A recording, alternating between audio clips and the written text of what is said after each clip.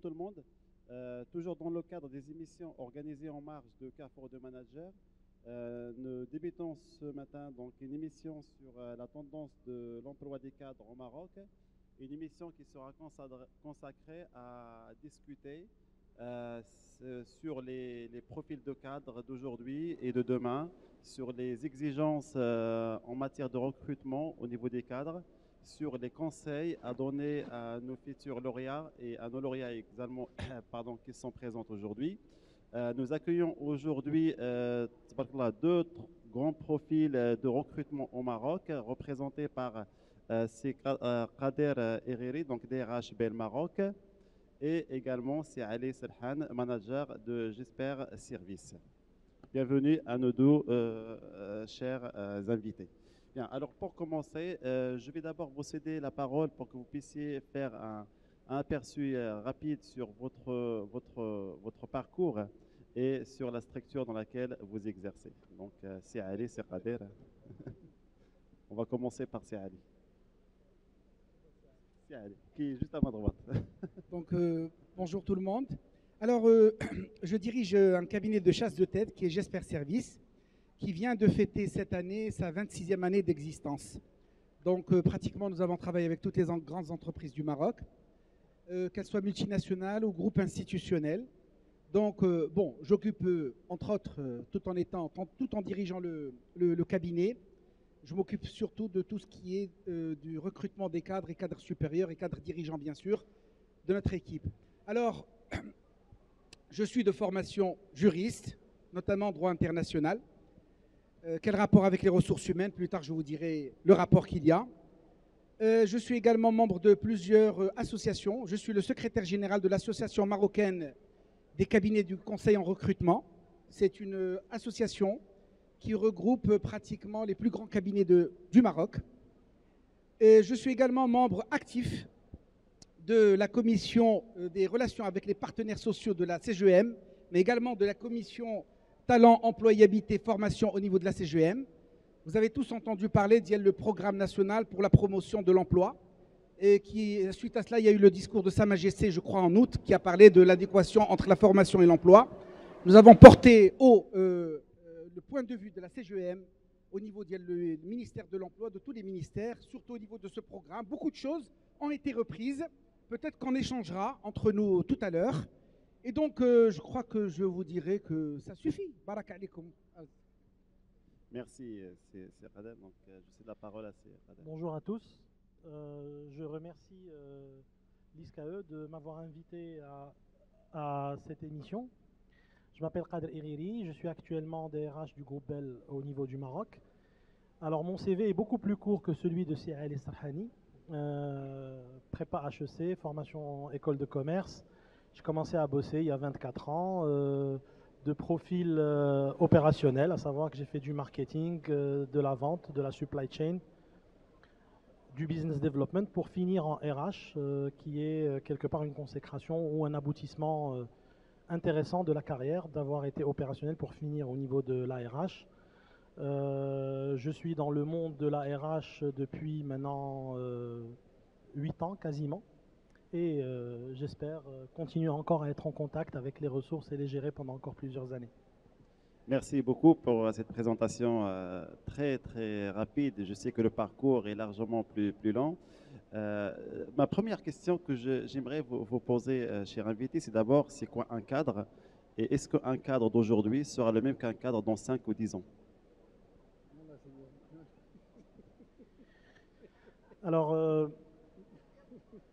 l'appellation cadre est une appellation qui est très très ancienne et qui est beaucoup plus liée à un statut au sein d'une organisation qu'à une fonction que l'on exerce. Et dans les organisations, que ce soit l'administration ou les entreprises d'il y a quelques décennies, bien entendu, on avait 3 ou 4 catégories.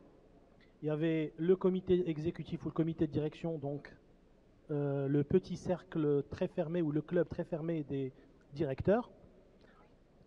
En dessous, il y avait justement les cadres, qui eux aussi avaient un statut intéressant Et comme je le dis, c'est un statut qui donne quelque part un certain nombre de prérogatives.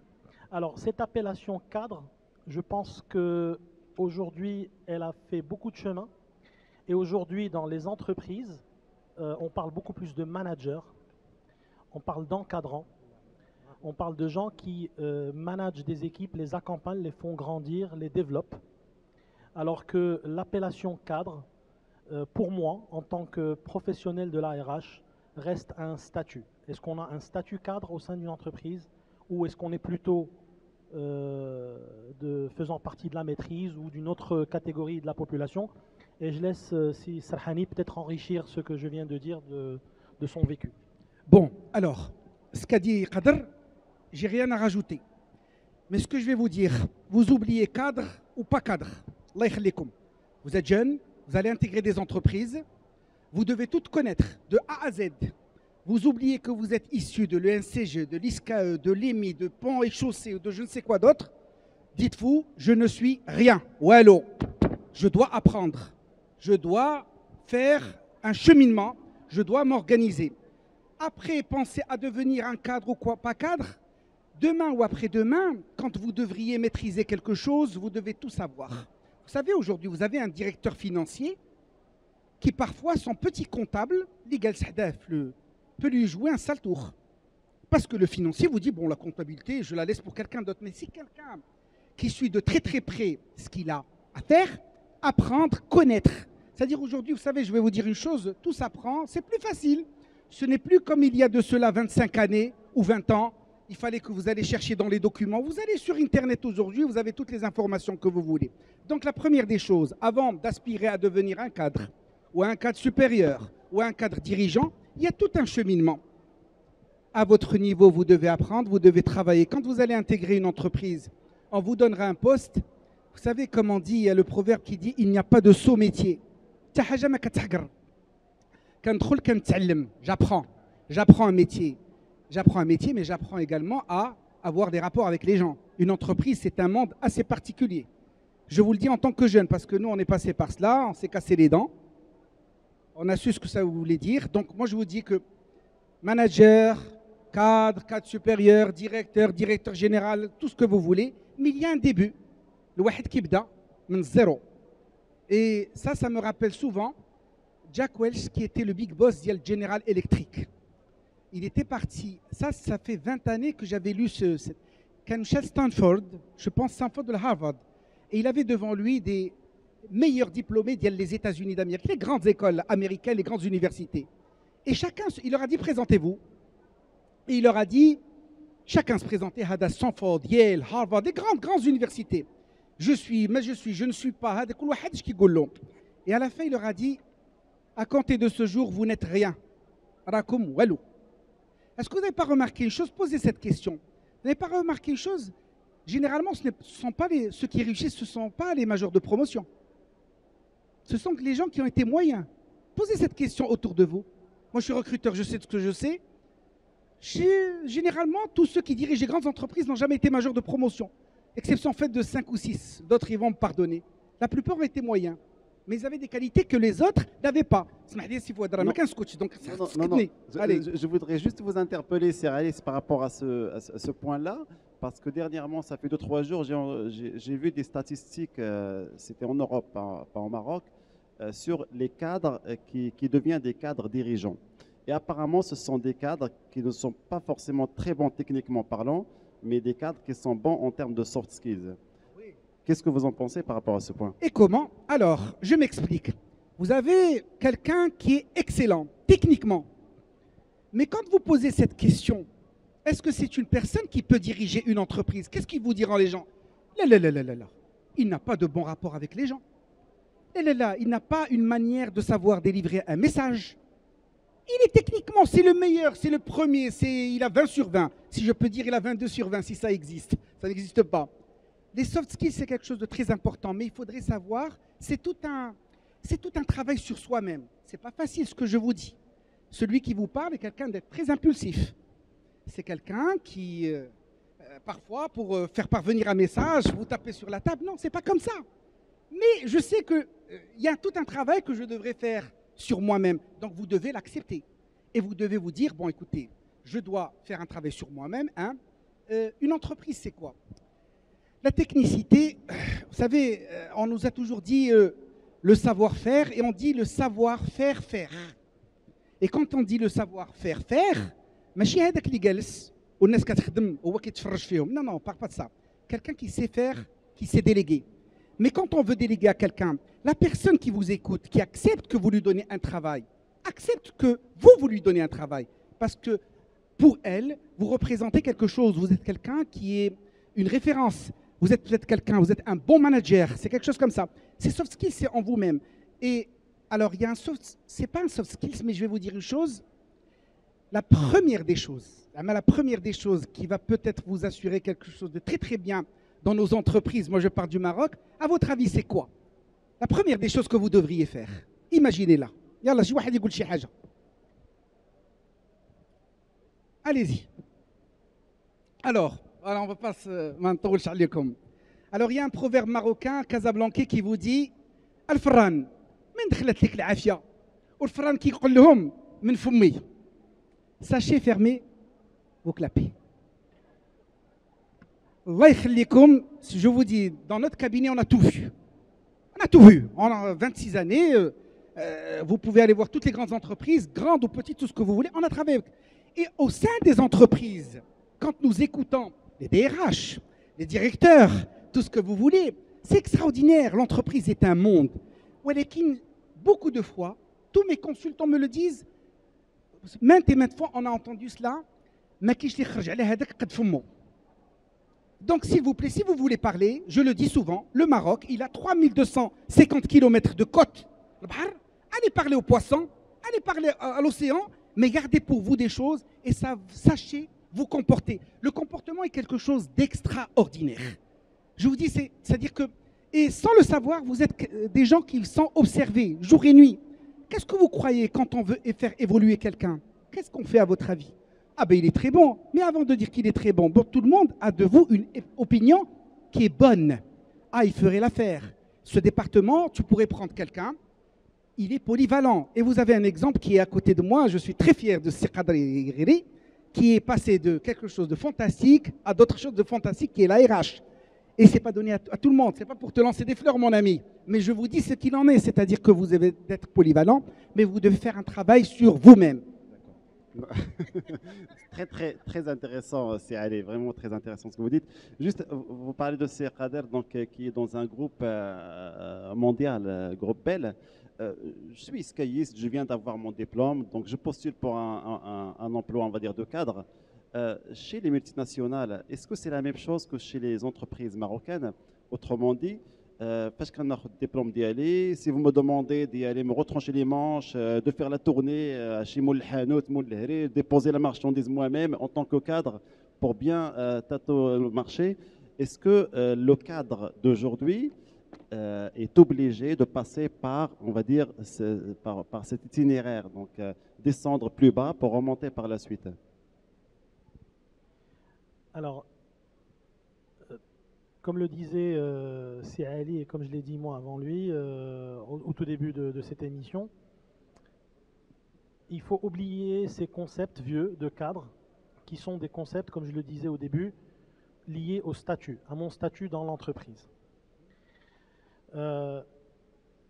Pour vous, quand vous serez lauréat de l'ISCAE, alors certains créeront leurs entreprises, d'autres iront travailler pour de grandes entreprises. C'est quelque part votre destinée. Alors que vous créez votre propre entreprise, ou que vous alliez travailler dans l'administration, ou que vous travaillez dans une entreprise, vous aurez à gérer des hommes. Maintenant, gérer des hommes, ça ne s'improvise pas. Alors, il y a des gens qui ont ce talent naturellement. بالنسبة لهذا مثلا الأولاد ولا البنات il y a toujours شي واحد كيغيف غيونيغ الدراري باش يلعبوا كره هو اللي كيدبر على التونيات على البالون وداك الشيء وكيمشي التيران وكيجمعهم كيديهم. Il a un talent naturel pour fédérer les gens. اولا البنات باغيين يخرجوا يتساراو هي اون في هي اللي كتصيفط الواتساب وكتجمع كل شيء وكيمشيو يديروا الشوبينغ ولا يتساراو ولا يديروا une activité donnée. Par contre, il y a d'autres personnes qui ont besoin à ce qu'on leur mette le pied à l'étrier et à ce qu'on les accompagne et à ce qu'on leur fasse confiance. Et ils vont apprendre graduellement. Ça veut dire quoi? Ça veut dire qu'il faudrait qu'ils soient dans un bon environnement où il y a de la bienveillance, qu'eux-mêmes acceptent d'apprendre. Alors très souvent, j'ai eu à discuter avec des jeunes comme vous, en ma qualité de RH, et aussi en ma qualité de manager.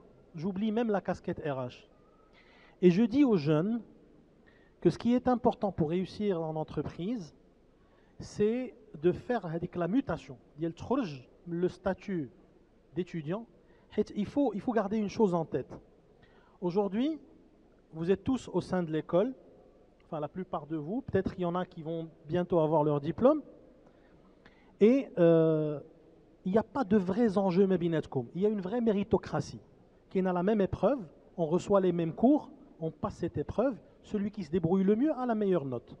Méritocratie normale, adia, et puis on ne se bat pas pour des postes ou les chihaja. Peut-être qu'il y a un major de promotion, c'est très bien, mais ce n'est pas le cas de tout le monde. On ne veut pas tous devenir major de promotion.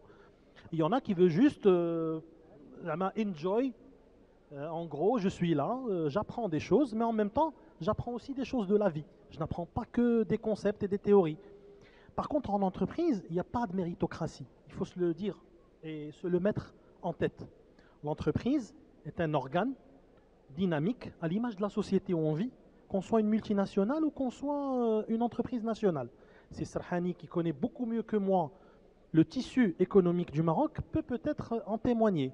Mais en tout cas, l'entreprise me fait la méritocratie. Même si l'entreprise l'écrit, les valeurs ou des choses, c'est bien. Ça, c'est des intentions. Après, derrière, il y a une place de directeur, il y a 5 managers qui sont d'Arbo, ils vont se faire des coups bas. Et donc, tous les coups bas sont permis. Les félins sont très intelligents, by the way. On peut apprendre de leur agilité en entreprise. Oui. Observez les chats, ça vous servira beaucoup en entreprise, je vous l'assure. Et donc, en gros, le message que je veux passer... Oui, tu as vu, il s'est invité à la fête. En gros, ce que j'essaie de vous dire, c'est qu'en entreprise, comme le dit Sarhani, mais je vais nuancer les propos de Sarhani. Stagiaire, j'avais votre âge. On était 3 stagiaires dans une entreprise. Au Canada, le directeur général d'une petite entreprise, pas une grosse entreprise style OCP ou là, les grosses banques, ou là, vraiment une petite entreprise du tissu industriel marocain, la zone industrielle d'El Ain Sba en 1992. Donc, du coup, vous vous rendez compte que je suis vieux. Et donc, régulièrement, le directeur, il nous réunissait, nous les 2 autres stagiaires, pour faire le point, comment avance notre stage. Ou كان واحد كيهضر بزاف دوك les stagiaires. واحد الوقيته هو يدور عنده قال له شوف الله سبحانه وتعالى عطانا فم واحد وجوج ودنين باش نتصنتوا 2 مرات اكثر من اللي كنهضروا. Donc en entreprise, votre avis est important lorsqu'il est pertinent. Lorsqu'il n'est pas pertinent, n'oubliez pas de vous taire. Vous n'êtes pas obligé de parler tout le temps. Par contre, écoutez. L'écoute, vous avez tous fait des cours... il n'est pas content de ce qu'on dit, il repart. Donc, vous avez tous fait des cours d'organisation. Et probablement que votre prof d'organisation vous a dit quel est l'organigramme, mais en filigrane de l'entreprise, il y a d'autres choses. Le pouvoir et l'influence n'est pas nécessairement conforme à ce que l'organigramme dit.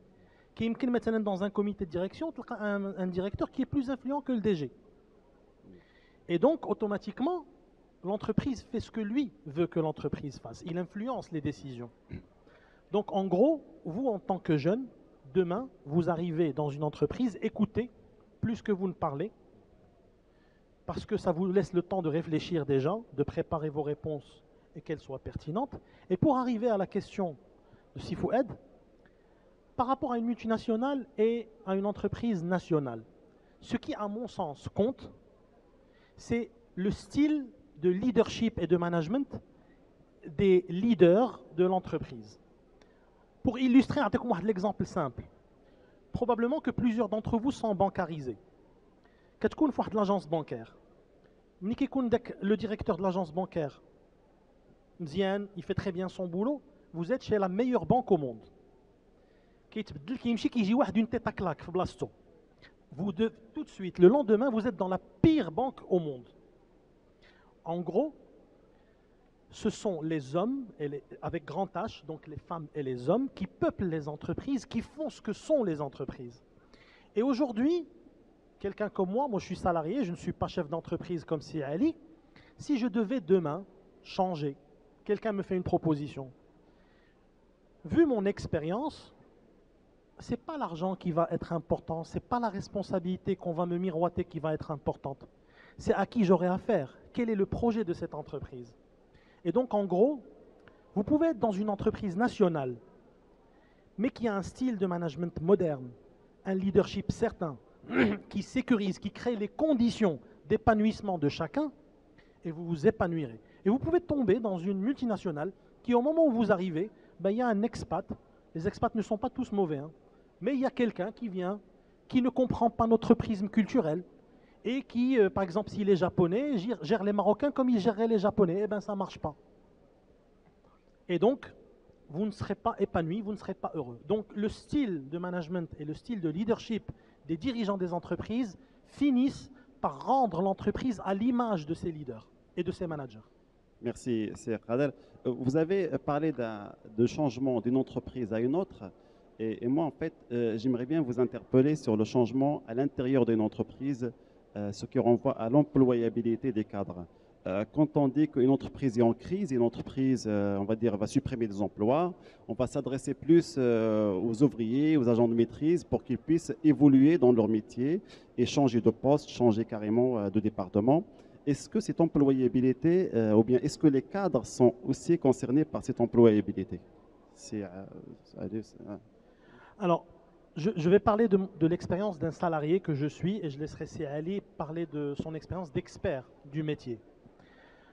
Ce que je peux vous dire, c'est que nos parents et nos grands-parents, pour ceux qui ont été à l'école, qui ont bossé comme salariés, ou là même qui étaient artisans, ils commençaient dans un métier ou qui يبقاو le métier jusqu'à la retraite. Et généralement, كان شي واحد هادي 50 عام ولا 60 عام كيقرا في واحد المدينه وكيتخرج منها وكيخدم في الاداره في هذيك المدينه وكيشتى قاعد في هذيك المدينه وكيموت في هذيك المدينه. Alors qu'aujourd'hui, vous pouvez avoir un Marocain qui est diplômé de l'ISCAE, qui tout de suite s'expatrie, va travailler à Hong Kong, qui commence dans la finance. من بعد, il sort de la finance, il monte une plateforme digitale d'ILO en tant qu'entrepreneur. Quelque temps après, 5-6 ans, il vend sa plateforme et il se met dans le well-being et il commence à faire du conseil en bien-être. Et il devient chroniqueur télé quelques années plus tard. Donc en gros, si je devais prendre mon exemple, en 24 ans de circuit, j'ai fait 4 entreprises et j'ai fait 6 métiers. Et pourquoi je l'ai fait? Parce qu'à chaque moment, à chaque fois, quand j'ai eu le choix et que j'étais à la croisée des chemins, j'ai toujours choisi le chemin le moins évident. Je n'ai pas choisi le plus simple. Mais peut-être parce que je suis quelque part un peu inconscient. En tout cas, ça m'a réussi jusque-là, alhamdoulilah. Et cela dit, au passage, je voudrais témoigner d'une chose devant vous. Le premier à avoir vu en moi que je pouvais être RH, c'est Si Ali. C'était en mai 2011. C'est lui qui m'a dit « tu devrais faire de la RH ». Et il avait raison, en tout cas jusque-là. Voilà, donc en gros, ce qui est important demain en tant que manager, c'est que vous ayez les qualités qui vous permettent de manager les hommes, de manager les situations et de prendre les décisions. Vous devez avoir les qualités, vous devez avoir développé, vous pouvez lire sur les intelligences multiples. Et les managers qui réussissent sont ceux qui utilisent toute leur palette d'intelligence. Lorsque, justement hier, professeur Meraoui parlait de la nécessité de l'université de faire sa révolution. Et bien justement, moi je fais partie des gens qui pensent que c'est vrai et qu'il faudrait que l'enseignement de manière générale fasse sa révolution parce que l'enseignement nous permet de travailler 2 formes d'intelligence seulement alors qu'il y en a 8 et combat les 6 autres. Et quand on arrive à l'entreprise, on se rend compte que les 6 autres sont plus importantes que les 2 qu'on nous a enseignés toute notre vie. Donc demain, en tant que manager, pour que vous rencontriez le succès, pour que vous soyez heureux dans ce que vous faites, que vous aimiez ce que vous faites, utilisez toute la palette d'intelligence, utilisez les soft skills, utilisez votre intelligence émotionnelle et situationnelle surtout.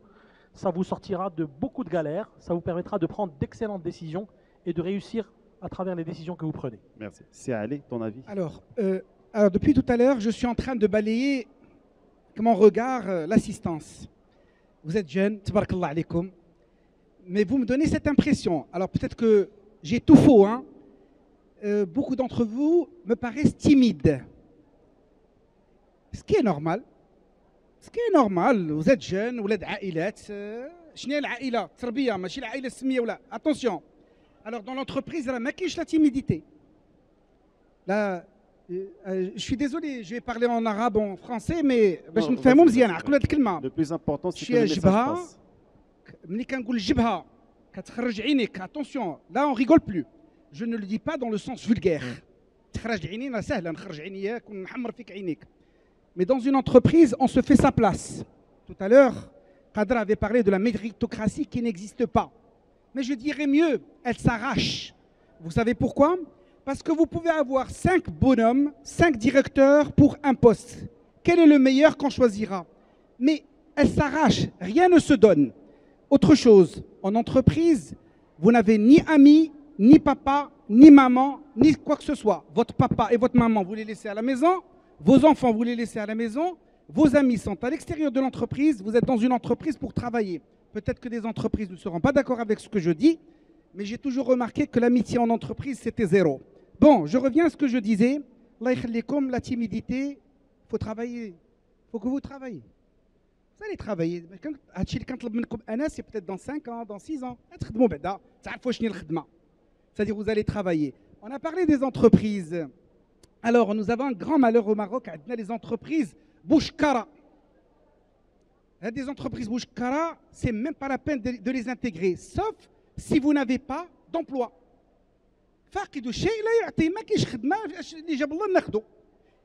Mais le grand malheur que nous avons, c'est que nous avons des entreprises féodales. Ce ne sont pas des entreprises institutionnelles. Je suis désolé si je hurle un peu, mais pour que... Et ce sont des entreprises à éviter. Quel rapport avec ce que nous disions depuis tout à l'heure? Tu as parlé, tu as raison. Quand on veut intégrer une entreprise, si demain je devais vous débaucher de chez une entreprise, ou si vous devez aller dans une entreprise parce qu'on vous a appelé, Inch'Allah, tu connais comme 5 ans, 6 ans d'expérience, très très bonne expérience. Il y a longtemps, qu'est-ce qu'on disait? C'est quelle entreprise? Ah, multinationale. Là, multinationale. Aujourd'hui, vous savez ce qui se passe? La multinationale, mais avec qui je vais travailler? Parce que vous pouvez intégrer la plus belle entreprise du Maroc, ça existe, hein? Et généralement, ce sont des expatriés, malheureusement, et ce n'est pas de leur faute. Et c'est un message que je voudrais vous faire passer. Alors, je vais être un peu dur. En 26 années de recrutement, voilà ce que nous pouvons vous dire, ce qui se passe. Beaucoup d'étrangers nous disent, vous les Marocains, vous ne vous aimez pas entre vous. Et parfois, le fait de ne pas s'aimer, c'est-à-dire qu'il n'y ait pas cette haine entre nous au sein de l'entreprise. Ce qui se passe, c'est que nous avons beaucoup ce problème dans beaucoup d'entreprises, ce qui fait que beaucoup de multinationales nous envoient des gens qui viennent prendre des postes que les Marocains devraient prendre. Ça, ce n'est pas du chauvinisme, ou le qawmiya, ou le wataniya. Allah ينعل القومية, الله ينعل الوطنية, لأن داك الشيء الوطنية والقومية حرب. القومية الإيجابية، المحبة. أنا أنت أحسن مني يا بنتي، راك أحسن مني. أنا خصني ندير في راسي بأن أنت أحسن مني، أنت أحسن مني، أنت أحسن مني. ماشي أنت علاش بغات تكون هي ولا ما نكونش أنا. ما يكونش عندنا هذاك كيف كيقولوا السوداوية، ما تكونش عندنا ديك لو نيجاتيفيزم. Il faut qu'on s'accepte. Et au sein de l'entreprise, ça pourquoi je vous le dis, vous êtes des jeunes. Parce que nous, notre génération a vu beaucoup de choses.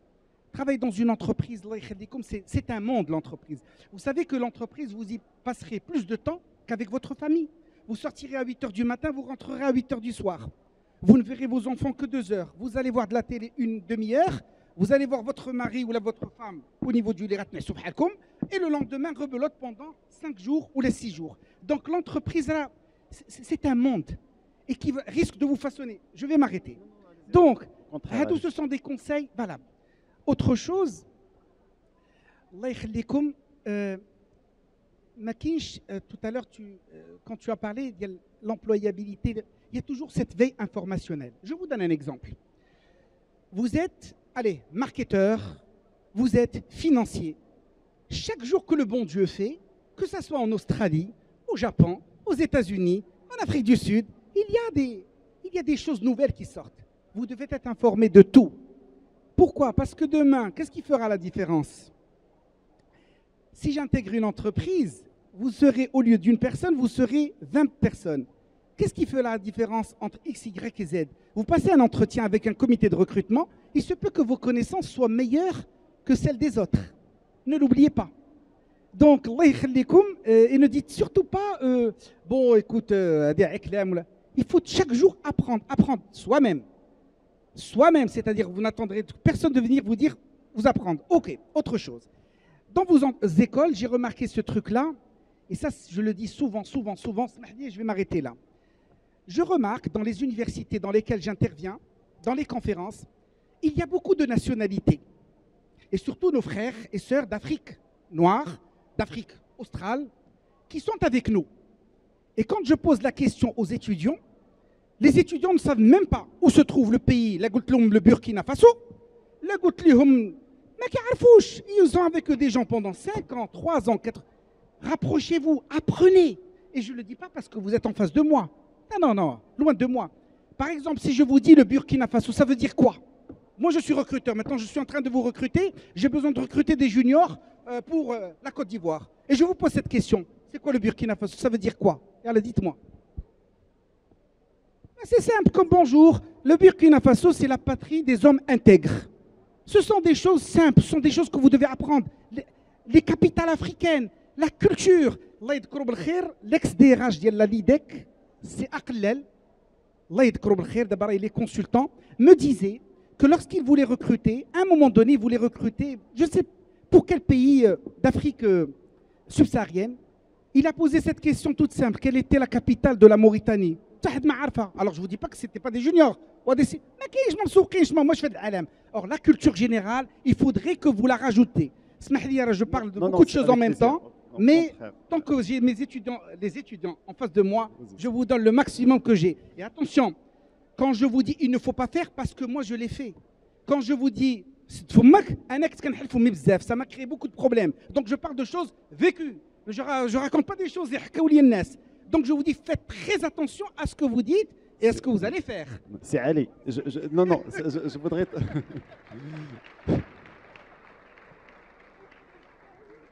Très, très intéressant. On a besoin de franc-parler parce que arrêtons de se voiler la face et de maquiller les paroles et les mots. Je suis un lauréat de l'ISCAE. Je me présente pour un entretien. Qu'est-ce que je dois éviter? Qu'est-ce que je dois dire? Qu'est-ce que je dois ne pas dire? Alors, soyez vous-même. Soyez vous-même. Ah, merci pour cette question. Parce que tu sais, moi je vois des trucs comme YouTube et Google, parfois il y a des conneries, excusez ce terme, qui se disent. Hein. Soyez vous-même. Surtout que vous avez vu des vertes et des pas mûres, moi, j'ai tout vu. Toutes les couleurs. Donc, voilà. Soyez vous-même. On adore les gens entiers. Les gens entiers. Je dis à quelqu'un entier. Il est tel qu'il est. Bon, bien sûr. Mais je suis un jean, parce qu'apparemment c'est la mode. Donc, bonjour. Alors, salut, tu vas bien? Non, attendez. Il y a des choses, mais soyez vous-même.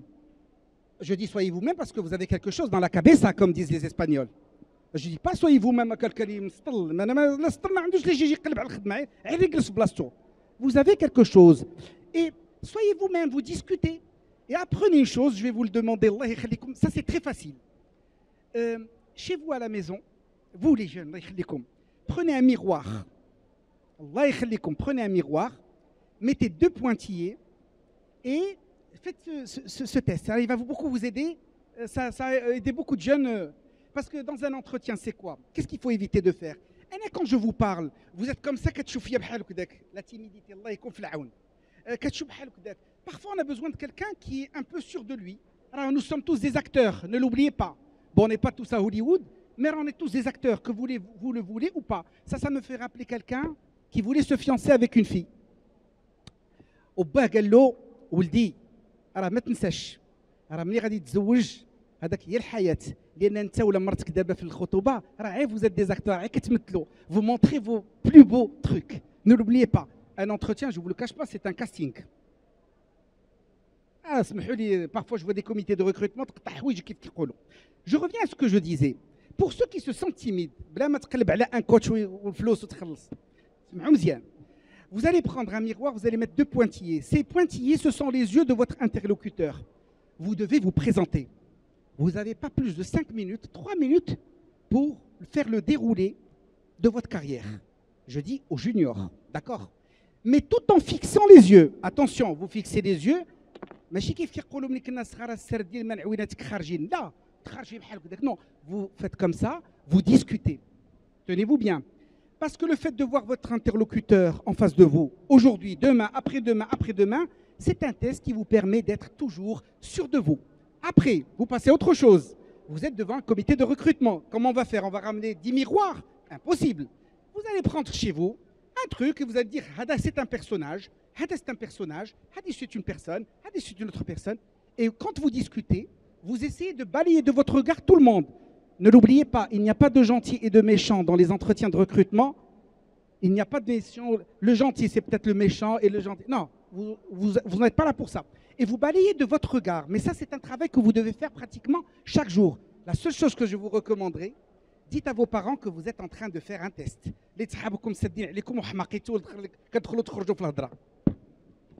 Merci beaucoup, c'est Ali. Je vais, si tu permets, c'est Kader, donc juste céder la parole au public pour qu'ils puissent poser leurs questions, juste après ton intervention. Oui, par rapport aux entretiens, je voudrais abonder dans le même sens que c'est Ali.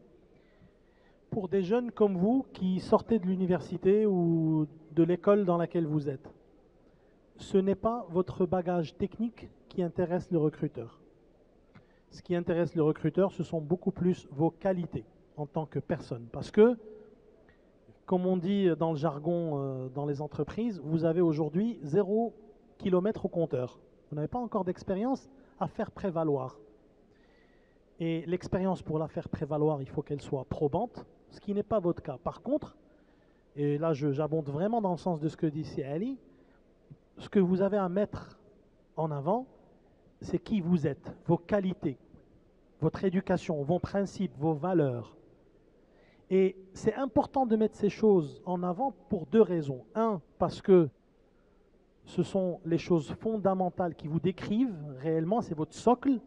Et 2, si jamais vos valeurs ne sont pas cohérentes avec les valeurs des gens que vous avez en face et de l'entreprise où vous postulez, on ne vous prendra pas. Et c'est tant mieux. Parce qu'il n'y a pas pire expérience que d'être dans un environnement où nos valeurs ne sont pas concordantes avec les valeurs de l'environnement. مثلا شي واحد ولد الناس وعنده un sens d'éthique très élevé ويطيح في شي entreprise كاينين اللي فيها غير الشفاره والقطاطعيه. Il va être malheureux. Et donc, s'il met son sens de l'éthique lors de l'entretien, on va dire هذا ما كاينلاش ناخذوه غادي يخلق لنا غير المشاكل. Merci beaucoup. Donc, oui, juste. Ouais. Rapidement. Vous connaissez un certain monsieur Donald Trump. D'accord. Qui يقول لك Making America First. Qui يقول لكم America First. Ça, on le sait. Les intérêts de l'Amérique sont les premiers. Et puis après, les Nations Unies, quand je dis America First, c'est valable pour vous. Vous-même, vous devez dire Our country first, Morocco first, parce que ce sont des intérêts. Ça, c'est des États. Quel rapport avec vous? Allah yakhlikum. Une entreprise, c'est une entreprise. Vous avez un salaire, faites votre travail. Mais n'oubliez jamais, elles sont là les entreprises, elles m'écoutent. C'est votre intérêt qui prime. Votre travail, vous le faites. Et vous le faites bien. Parce que vous serez responsable vis-à-vis de vos valeurs, de l'éducation que vous ont donnée vos parents. Si vous êtes croyant vis-à-vis de Dieu, je vous dis, c'est-à-dire qu'à ce niveau-là, vous êtes payé pour faire un travail déterminé et vous devez le faire très, très, très bien. Mais ne jamais oublier votre intérêt. Pourquoi? Merci beaucoup de m'avoir donné la perche. À ce niveau-là, on dit donner la perche, mais comment on dit tendu. S'il vous plaît, vous êtes dans cette entreprise. وكما يقال باللغة العربية أرض الله واسعة. Si dans cette entreprise, vous n'y trouvez plus votre bonheur, أرض الله واسعة. Cherchez ailleurs. Ça à la radio, quand je le dis, les gens sont mécontents d'entendre ça quand je dis ça à la radio. Tout le monde me dit vous n'êtes marié qu'à votre mari, qu'à votre femme, à vos enfants, à votre famille. L'entreprise, elle est là, vous faites un travail, vous êtes payé, je dis faire son travail. Mais tout le temps, ne l'oubliez jamais, mon intérêt, mon ambition. Soyez ambitieux, pas opportuniste. La différence entre les deux, l'opportuniste, il peut tuer père et mère, mais l'ambitieux, c'est humain. Celui qui n'est pas ambitieux, excusez-moi, c'est l'intérêt individuel dans l'intérêt collectif. Donc, ce qu'il voulait dire, c'est Serhan. Je vais vous céder la parole si vous avez des questions pour interpeller nos invités. Des questions, s'il vous plaît. Allez, mettez la timidité de côté. Dites ce que vous voulez, mais l'essentiel, c'est de parler. Parlez. L'essentiel, jetez à la poubelle la timidité. Je vois des yeux qui voilà. Dans les miroirs. La première est la plus difficile, voilà. Donc, on a déjà deux.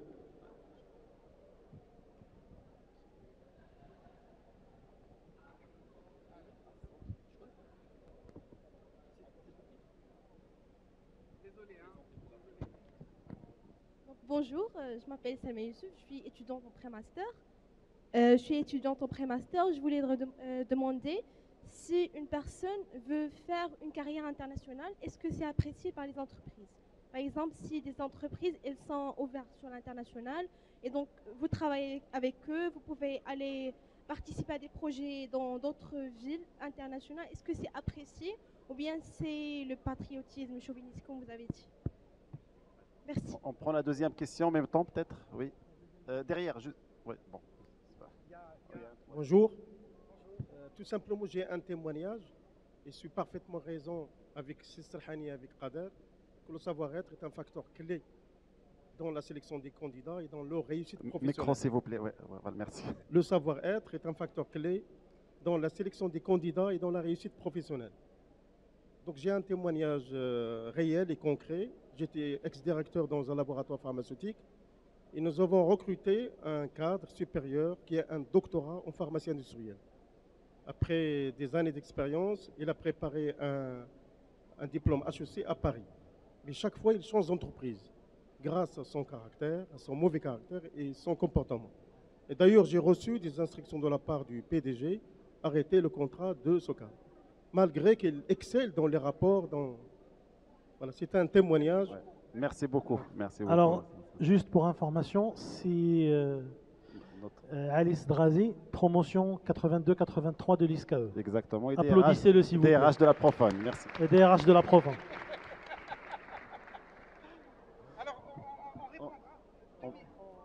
On prend la deuxième question, la troisième, et après on répond à...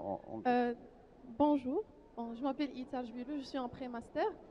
Ma question est un petit peu, comment dire, délicate. Durant la journée d'hier, on a rencontré pas mal de cabinets d'audit, etc.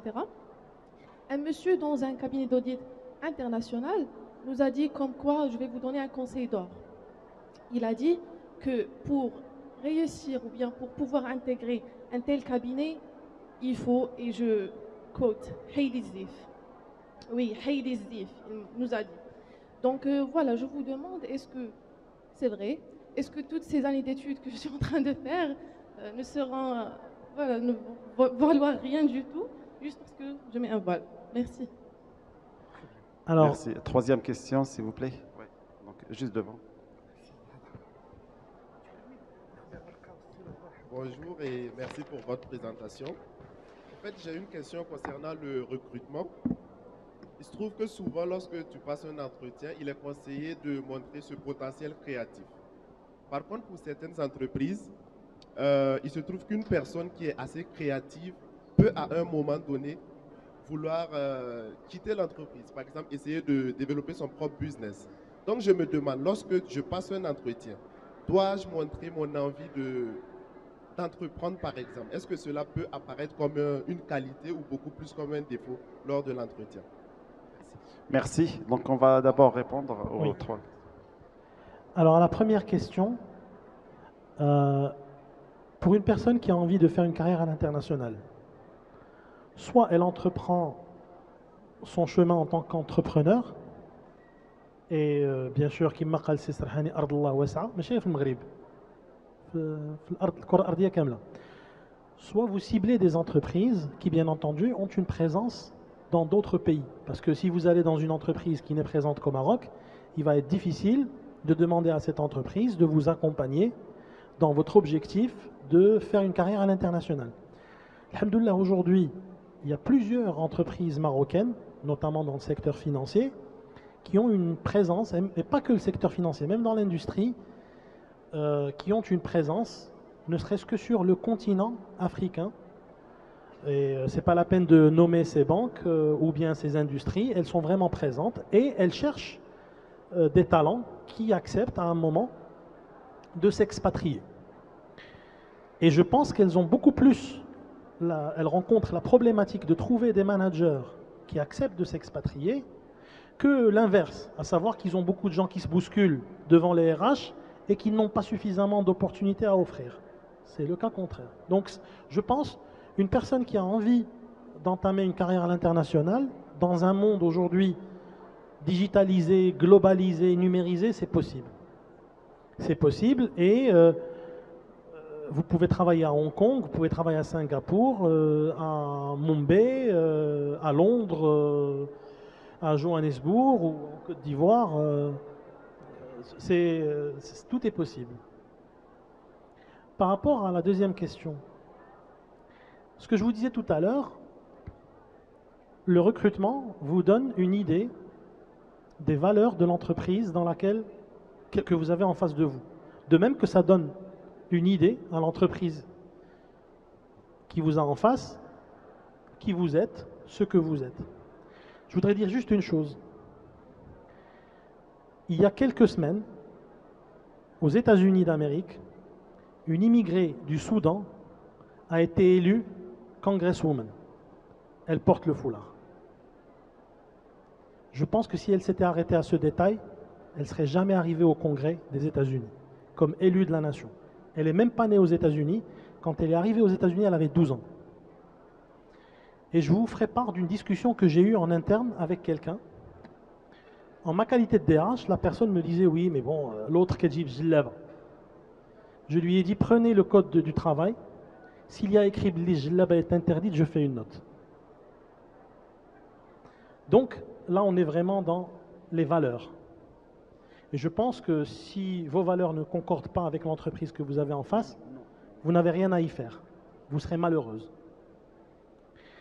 Par rapport à quelqu'un de créatif, les entreprises, là encore, en fonction de qui est l'entreprise que vous avez en face, ont de plus en plus besoin de gens créatifs. Pourquoi? Parce que les modèles classiques montrent leurs limites. Et on a vraiment besoin de gens qui réfléchissent différemment, qui entreprennent différemment, qui donnent un nouveau souffle à l'entreprise. Vous savez, le monde du sport nous enseigne beaucoup de choses. Et vous prenez de grands clubs, à un moment, leur modèle de jeu s'essouffle. C'est arrivé au Barça, c'est en train d'arriver au Real, ça arrive aux grands clubs. C'est arrivé à Manchester United.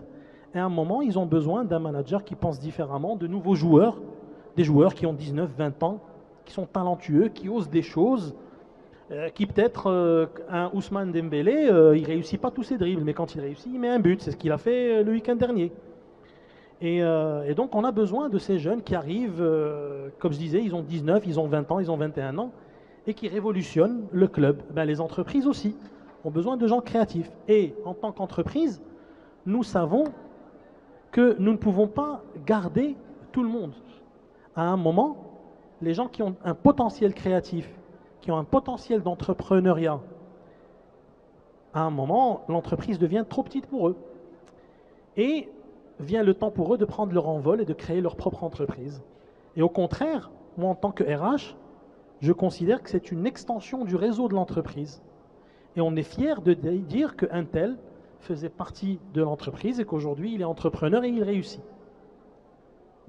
Merci, Kader. Allez, non, allez-y. Alors, mademoiselle, vous avez dit une chose, les mots ont toute leur importance. Vous avez dit, est-ce que c'est apprécié par l'entreprise? Non, on s'en fout de l'entreprise. Est-ce que c'est apprécié par vous? Est-ce que dans votre carrière, vous vous voyez à l'international? Oui, donc vous devez faire tout un travail, vos compétences, et vous devez faire un choix. Sauf le seul problème qu'il y a, c'est que demain, Inch'Allah, vous serez maman, vous aurez des enfants, comme votre mari sera papa. Donc, il y a beaucoup de paramètres à prendre en considération. Oui, l'international est quelque chose de fantastique. C'est surtout pour vous, pour votre carrière. Quand vous avez un CV, attendez, quand moi j'ai quelqu'un qui était à Kuala Lumpur, qui était à Tokyo, à Brisbane, en Australie, et qui a fait un peu le tour du monde dans des postes fantastiques, bah écoutez, c'est quelqu'un que je prends rapidement. Mais c'est surtout pour vous. Oubliez l'entreprise. C'est vous, qu'est-ce que vous voyez faire, tout en sachant être raisonnable, d'accord? Concernant le voile, merci beaucoup, je vais être sincère. C'est quelqu'un d'honnête. Il a été honnête en vous disant ça. Et je vais m'expliquer. Il y a certaines entreprises, effectivement, vous portez le voile, vous n'avez pas votre place dans cette entreprise. Il a raison. Comme il y en a d'autres qui sont intelligentes, qui voient un peu la compétence, avant tout. Zama, je le remercie. Il a été honnête parce que beaucoup de gens jouent aux hypocrites. Là, vous savez, ça ne pose pas de problème, le voile, etc. Alors moi, j'ai posé une question une fois à quelqu'un qui m'avait dit ça, multinationale. Je leur ai dit, très bien, il n'y a pas de discrimination. Donnez-moi une seule directrice générale qui porte le voile au Maroc, dans des multinationales, pas les entreprises familiales. Aucune. Donc c'est vous dire que cette personne a été honnête de vous le dire. Effectivement, ça existe. Des entreprises qui vous disent non. Comme il y a des clients qui nous disaient à un moment donné, je vous dirais que ce n'est plus comme il y a 20 ans. Ah, il y a 20 ans, c'était le harak. D'abord, c'est un peu moins. Qui vous disent non, je ne veux pas pour des considérations de je ne sais quoi où. Sachant que j'ai 2 consultantes voilées, donc je vous dis, qui travaillent elles-mêmes avec eux. C'est vous dire un peu, c'est pas pour se la jouer, j'ai des gens voilés. Non, non, non. Qui pose cette question et qui nous raconte des histoires à dormir debout. Mais moi, je ne suis pas là pour refaire le monde. Mais je vous le dis, Abenti, excusez-moi d'être un peu paternel, mais je n'aime pas être paternel, je préfère être pragmatique. Oui, oui, oui, il a raison et je le remercie. Dites-lui, il a été honnête de vous le dire, ça existe. Ça ne veut pas dire que vous devez l'enlever. Non, point final. Mais vous ouvrez une parenthèse et je vous remercie d'avoir posé cette question. Alors, vous portez un voile qui est couleur unie, tant mieux. Mais vous savez, quand vous passez un entretien, ne venez surtout pas avec les dérines hakdak, où le voile fait 36 000 couleurs, le carnaval de Rio. Je me rappelle, brillante personne. Elle avait un voile comme ça. Je dis, c'est quoi ça? Elle m'a dit, à la turque. Non, même, comment on appelle ça, le dress code, concernant, un voile uni, bleu, uni, professionnel. On n'est pas un carnaval ou ça, il faut l'admettre, il faut le dire. D'accord? Merci de m'avoir tendu de cette perche. Enfin, non, je m'arrête. La question. Dans un entretien, ne dites jamais que vous voulez créer votre entreprise. Jamais. Ils vont dire, va créer ton entreprise. Ça nous est arrivé parce que je vous parle de choses que nous avons vécues. Ah ben écoutez, moi je le vois en tant qu'entrepreneur. Il veut travailler. Ah non, il nous a dit que lui se verrait, il faut l'encourager. Mais non, il a besoin de travailler. Donc vous risquez de tout fausser. Comme je l'ai dit tout à l'heure, il y a des choses à dire et des choses à ne surtout pas dire. Alors vous ne parlez pas à votre maman ou à votre papa ou à votre frère parce que leur amour est inconditionnel. Là, vous parlez à quelqu'un que vous ne connaissez pas. Pourquoi vous allez lui raconter ces histoires? Non, mais non, ça gardez-le pour vous. Vous voulez devenir, Inch'Allah, Bill Gates ou Steve Jobs? C'est votre problème, c'est pas le sien. Vous avez besoin de travailler. Sinon, qu'est-ce que vous faites dans cet entretien? Donc, il y a des choses à dire et des choses à ne pas dire. Merci beaucoup, c'est très très intéressant. Non, François, surtout, non, Mazama Souchi. Alors, un conseil ou deux pour la route pour nos futurs lauréats et on arrête l'émission parce qu'on arrive au bout de l'émission. Merci.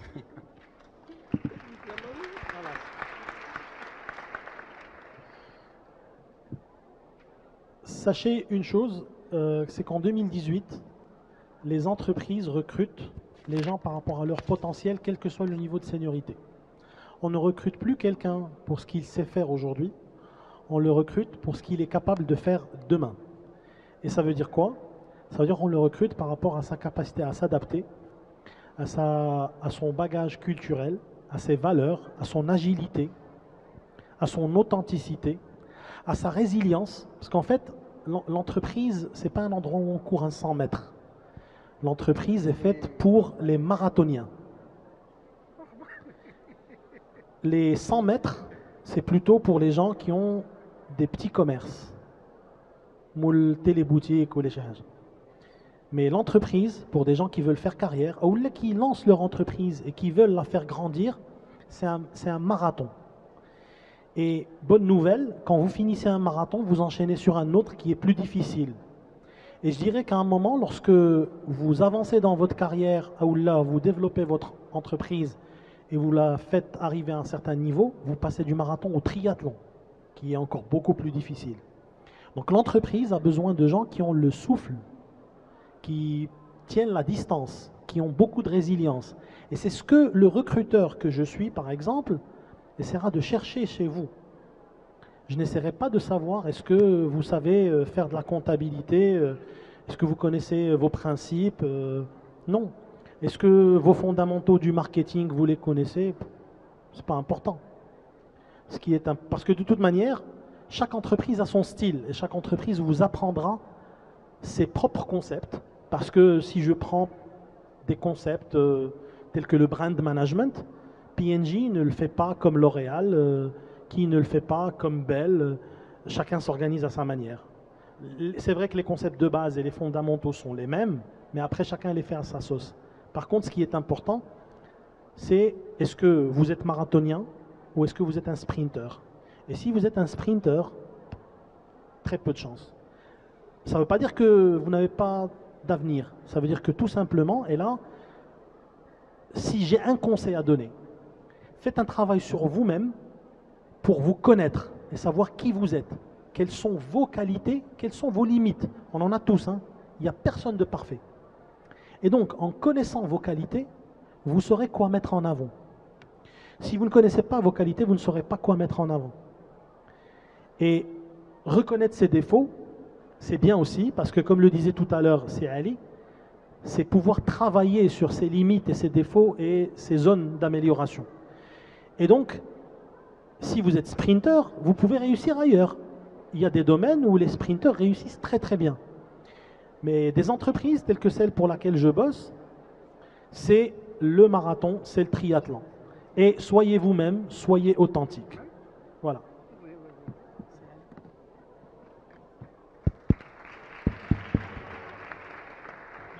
Alors, je commencerai par quelque chose de pratique.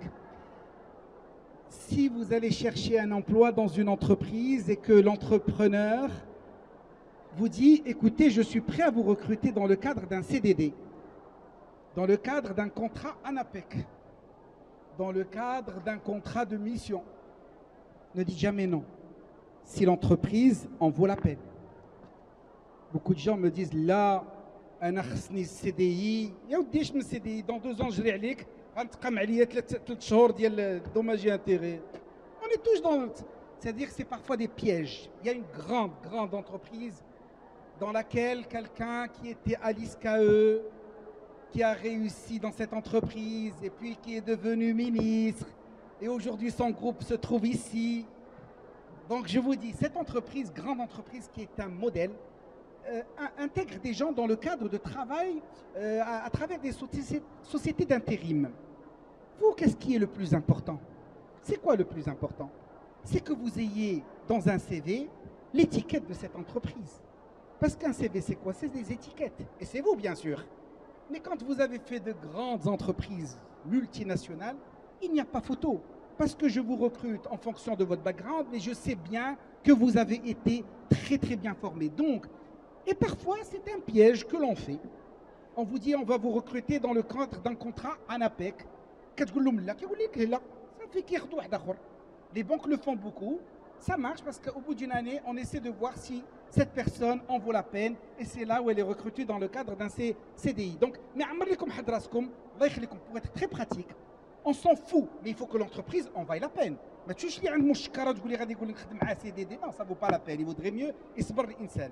Donc là c'est très très important. Bon, à partir du moment que vous allez travailler, vous devez vous constituer votre réseau, le networking. À partir de ce moment-là que vous travaillez, vous commencez. اللي ما فيه ربح ما تسلموش على شنو ما فيه ربح. عندكم واحد اللي غير صدع الراس ولا حرق الراس في لونتربريز وما فيه فايده ماشي غادي يطلعك ولا ينزلك. C'est pas la peine de continuer. Essayez de vous intéresser à des gens intéressants intellectuellement, des gens qui vont vous apporter un plus dans votre vie. اما اللي رفقت من ولا توريتو البنات هادشي اللي كيقول المثل المغربي ياك رفقت من بال دونك هاد القضيه حيدوها. Comme je l'ai dit tout à l'heure et je vais m'arrêter, votre intérêt avant tout. ما تنساوش هاد القضيه الله يخليكم.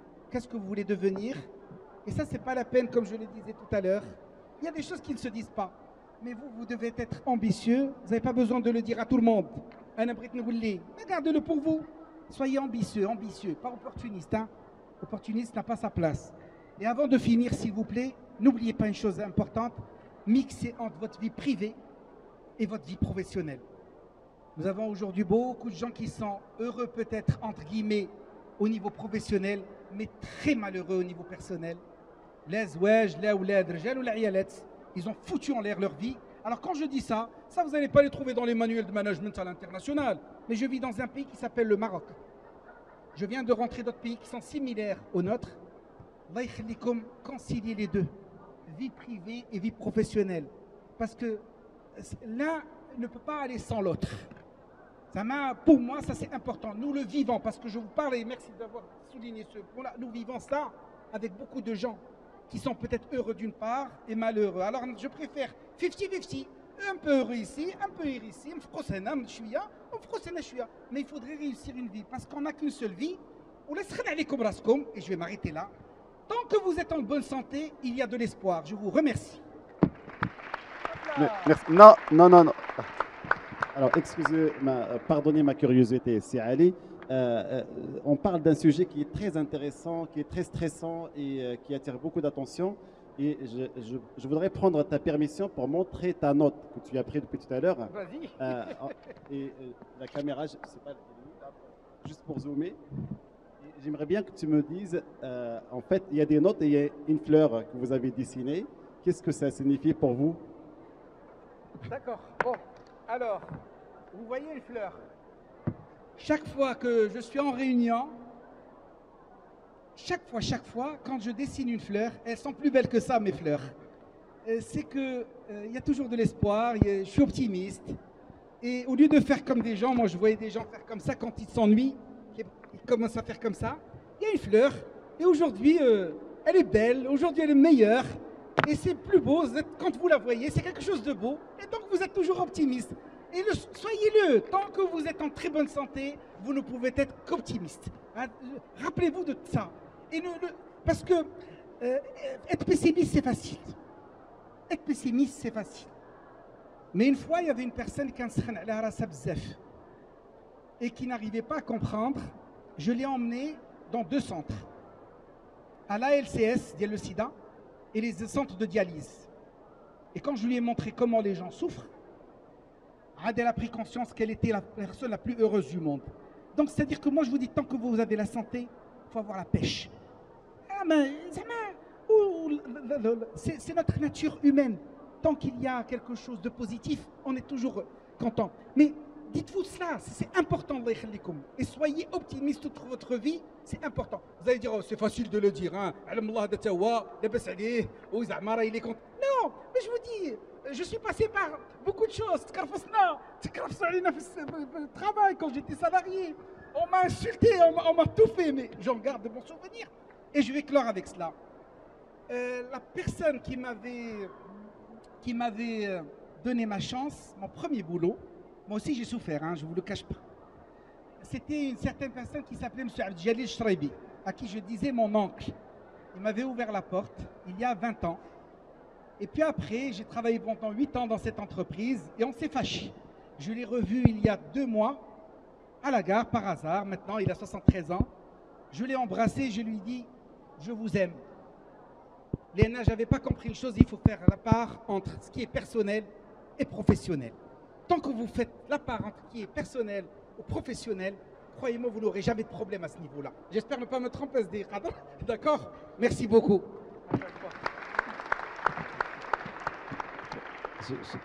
Mille merci Kader, mille merci Ali pour ce partage d'expérience, d'expertise. Vraiment très touché par vos témoignages. Je vois que la salle elle est complètement pleine, donc ça veut dire que c'est une émission très réussie grâce à vous.